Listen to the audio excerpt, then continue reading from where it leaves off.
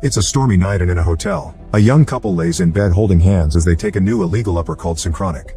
While they wait for the fun effects to start, the man leaves the room and takes the elevator, and in only a few seconds they both start seeing things. In the bed, the woman watches how shrubs and plants appear in the room before the walls fade away and a tribal man appears as well. Now the woman finds herself in the middle of a dense jungle, and as the man comes closer, she notices a snake coming toward her too, making her scream. In the elevator, the man sees the walls disintegrating and a desert wasteland appearing in front of him. When the elevator floor suddenly disappears, the man finds himself falling onto the sand. Meanwhile in the suburbs, best friends Steve and Dennis are working as emergency paramedics. Tonight they respond to a call about a case of overdose and go to a house where they find two people on the floor and a neighbor that says she heard weird noises and someone talking in French. Dennis tends to a bleeding man who is still alive, discovering a bleeding exit wound on his back. Steve tends to the overdose victim and accidentally gets pricked by a syringe before he injects the girl with medicine, making her wake up. The police soon arrive and find a wrapper for synchronic, concluding that this is simply a result of addicts attacking each other. On their way out, Steve sees a copper coin on the floor and picks it up. While the duo takes the bleeding man to the ambulance, the cops find a bloody sword stuck to a wall. Sometime later, Steve and Dennis take a break during which Steve plays golf. He also examines the coin he found and sees the stamp date is 1721, which he finds curious. Worried about the prick, later Steve has himself checked for HIV, and the doctor recommends that Steve goes through a complete medical checkup. The following day, Steve goes to his friend's family picnic to celebrate Dennis's daughter's birthday. Steve sees Dennis' eldest daughter Brianna sitting alone on a boulder and decides to approach her, knowing that Brianna sees him as the cool uncle. Brianna tries to tell Steve about what she's currently going through, but she is interrupted by Steve's phone call.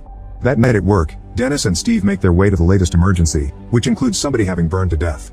Officers inform them that they're unsure how the victim died because they saw no other signs of fire nearby. They did find an empty synchronic wrapper as well as an out-of-place doorknob that has melted. Sometime later, Steve gets a brain scan at the hospital and discovers he has a tumor, which leaves him shaken. Afterward, Dennis and Steve go to their next case, which turns out to be the couple at the hotel.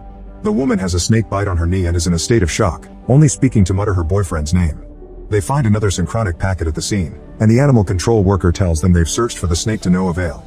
He also tells them that he recognizes the snake bite and it could have only come from a snake that hasn't been seen in the area for decades. Then Steve finds a bag from the shop where the victim got the synchronic.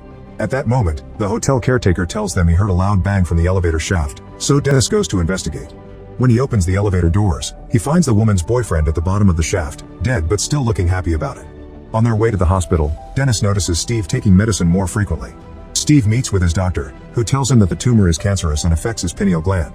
There aren't exact numbers. Steve may have 6 weeks left or several decades. It depends on how he'll react to the medication and therapy. Later, Steve considers telling Dennis the news but decides against it. Dennis plays basketball with Brianna, trying to connect with her. He's worried that he may have become a little distant as a father, but Brianna tells him that she's not going through anything terrible. She's just worried that she still doesn't know what to do with her life. In the evening, Dennis meets Steve at the bar and gifts him a lamp for his birthday. Then Dennis opens up about the doubts he has about his marriage, confessing he's unsure if being a family man is what he wants. He looks at Steve's lifestyle as a bachelor and can't help but feel jealous sometimes. Dennis chooses that moment to finally confront Steve about all the medicine he's been taking, worried that Steve may have an addiction. But Steve doesn't tell him about the tumor. Instead, he just says he can take care of himself. The next day, the duo arrives at a house party after another call about an overdose and they find two teenagers. One is dead on the floor and the other is speaking incoherently. They ask her if there are others, and she says a girl named Brianna was with them. Terrified to hear his daughter's name, Dennis calls his wife and learns that Brianna isn't at home, confirming it's his daughter who has gone missing. Now that a loved one has fallen victim to synchronic, Steve decides to visit the shop that sells it and buys all the remaining packets. A man sees all this and follows Steve to his car to offer to buy the synchronic from him, even offering much more than the store's price. However, Steve tells the man off and drives away. At Dennis' house, he and his wife are contacting the authorities and printing out flyers for Brianna. The wife is devastated, always thinking they aren't doing enough. That night, Steve is lying in bed with his dog Hawking when he suddenly hears a noise coming from the living room. Taking a bat with him, he goes to investigate, and when he opens the closet he finds the man from the shop. Steve threatens to beat him, but the man confesses he was the one that made synchronic. His name is Dr. Kermani, he works as a chemist, and he has been trying to buy back the synchronic that is being sold all over the country. His job consists of making synthetic uppers by changing the molecular structure of legal medications and turning them into something that mimics illegal substances. Synchronic was supposed to be a simple way to have fun, but he accidentally made something that allows people to travel through time.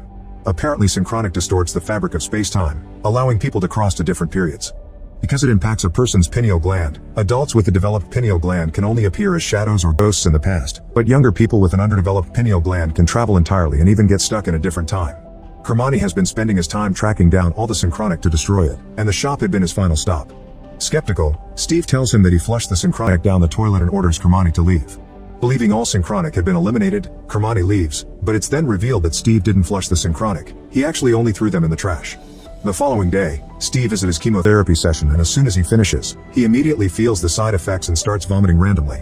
While he works, Steve is exhausted all the time. Suddenly Dennis gets a call from the hospital, informing him there's a missing supply of morphine. He immediately suspects Steve because he still doesn't know about the tumor and he has noticed the changes in Steve's health. Soon they get another call about a man with a broken leg, and when they arrive at the location, they discover the victim speaks a different language. They still start treating the man, and Dennis begins giving Steve instructions. This annoys Steve and he says he knows how to do his job, but Dennis replies he doesn't, implying Steve came to work after consuming morphine. As they head out, they get into an argument that starts with a few insults but soon escalates into throwing fists at each other, so the ambulance driver has to break them apart. Steve leaves, going home alone. Later that night, Steve examines the coin he got from the crime scene, and the sight of the date convinces him to try synchronic. Only a few minutes need to pass before bright lights begin filling the living room, and when he turns, he sees a swampland slowly appearing around him as his living room walls disappear. Eventually the living room disappears completely and Steve is left in a swamp. He looks around, smelling and touching everything, barely believing what he's seeing. There's a man stalking him from a distance muttering a prayer, but Steve's attention is on a crocodile suddenly approaching him. He backs away as he notices he's also starting to disappear, and at that moment, the stalker is revealed to be a Spanish conquistador. The man starts charging at Steve with his sword, who doesn't know what to do because he's caught between the crocodile and a crazy dude. But just when the Spaniard is bringing his sword down on him, Steve appears back in his living room, finding Hawking staring at him very confused. Steve almost dismisses what happened as a dream until he sees a slash mark on the floor from the conquistador's sword. Finding all this fascinating, Steve decides to document his experience with a video camera, explaining that synchronic allows him to go back in time for 7 minutes and that he suspects that the same happened to Brianna. He takes another dose and slowly disappears. Then he shows up in the middle of a frozen wasteland, meaning he immediately starts freezing. Steve notices a figure approaching him, but at that moment he collapses from the cold. 7 minutes pass and Steve immediately reappears in his living room still shivering. He reaches the conclusion that the time period he gets to visit is dependent on his location in the living room, so he tries again in the same spot. This time he puts on a coat and carries some firewood. When he shows up at the frozen landscape, he manages to start a fire and watches the figure approaching him and pointing a spear. When the person is close enough, Steve finally sees he's a caveman. He touches the caveman's spear, and once the caveman lowers it, Steve offers him a seat. The men sit across from each other for a moment while the 7 minutes pass and Steve slowly returns to the present. The following morning, Dennis and his wife are having more trouble with their marriage, because Brianna's disappearance has made their already existing problems worse. Meanwhile, Steve hears from the radio that Dr. Kermani has ended things for himself. Later that night, Steve thinks about the fact the paramedics found the copper coin, the sword, and the doorknob in the houses they visited, meaning he should be able to carry things too. Deciding to experiment, he takes another synchronic and as he starts disappearing, he embraces Hawking. He successfully brings Hawking back with him, but unfortunately they've arrived at a period where most of the population is incredibly racist. They've popped up in a house where a man chases them out, so Steve and Hawking run away, only to find everyone in the town looking at them in the same way. 7 minutes pass, but to Steve's shock, he doesn't disappear. He decides to return to the house where he and Hawking appeared in, taking another synchronic before sneaking inside. Sadly, the man discovers them and calls his friends, who appear in very infamous white drapes. Chaos ensues in the living room, and Steve gets separated from Hawking. As Steve tries to grasp Hawking's leash, the men are about to shoot Steve, but suddenly he reappears in his living room without Hawking. At that moment Steve hears Hawking whimpering and runs to the window, only to see Hawking slowly fading away. This incident helps Steve reach two conclusions. If 7 minutes go by and you are not at the place where you first appeared, you'll be stuck in the past, and he needs to grab the object he wants properly because he only brought back Hawking's leash. The worst part is that he can no longer retrieve Hawking because he doesn't have enough synchronic left. Afterward, Steve decides to go to the university dorms where Brianna went missing.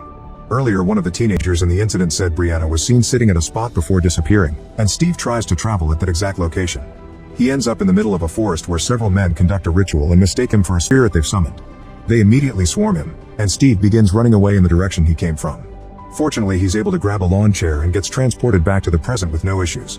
At that moment, the teen who told him about Brianna shows up and clarifies that Brianna had wandered off. She didn't actually disappear from that specific spot.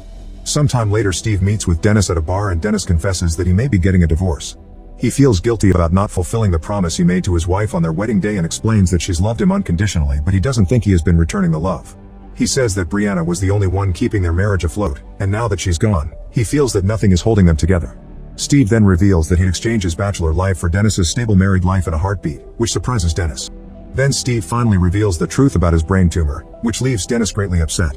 Steve tries to calm him down by telling him he's been doing chemotherapy, and the two reconcile, prompting Dennis to reveal that it was actually their ambulance driver who had been stealing the morphine. Later at a cemetery, Steve shows Dennis video footage of the evidence of Synchronic's effects, which leaves Dennis worrying about Brianna being stuck in the past.